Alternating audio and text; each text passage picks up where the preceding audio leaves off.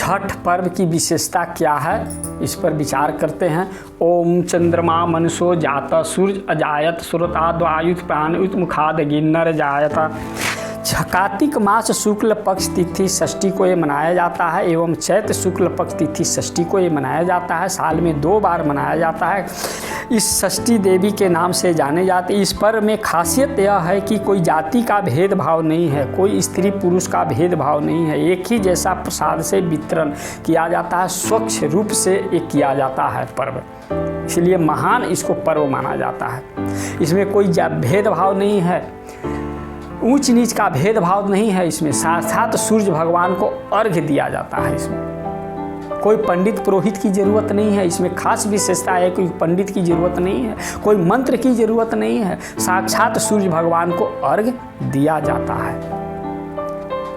ये पर्व में छठे अंश से अवतरित हुई है मानस पुत्री, ब्रह्मा जी की मानस पुत्री छठी मैया छठे अंश से अवतरित हुई है, इसीलिए इनको छठी मैया के नाम से जाने जाते हैं। ये सूर्य भगवान की बहन है, इसलिए सूर्य भगवान को आराधना किया जाता है। इसमें विशेषता ये है, एक राजा था जिनका पत्नी मालिनी थी।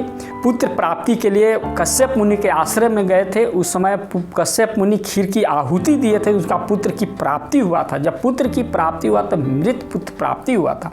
जब मृत पुत्र प्राप्ति हुआ तो रोने लगे, बेचारे रोने लगे। फिर कश्यप मुनि के आश्रम में जा रहे थे तो उस समय छठी मैया छठे अंश से अवतरित हुई है, वही साक्षात दर्शन दी और दर्शन देके कहीं कि तुम जो है से कुछ खोट रह गया था तुम्हारा यज्ञ में, इसीलिए तुम्हारा पुत्र की जो है मृत में आया गया है और तुम एक सूर्य भगवान की आराधना करो और अर्घ दीगी और उस समय से तुम्हारा पुत्र की प्राप्ति हो जाएगा, दोबारा जीवित हो जाएगा।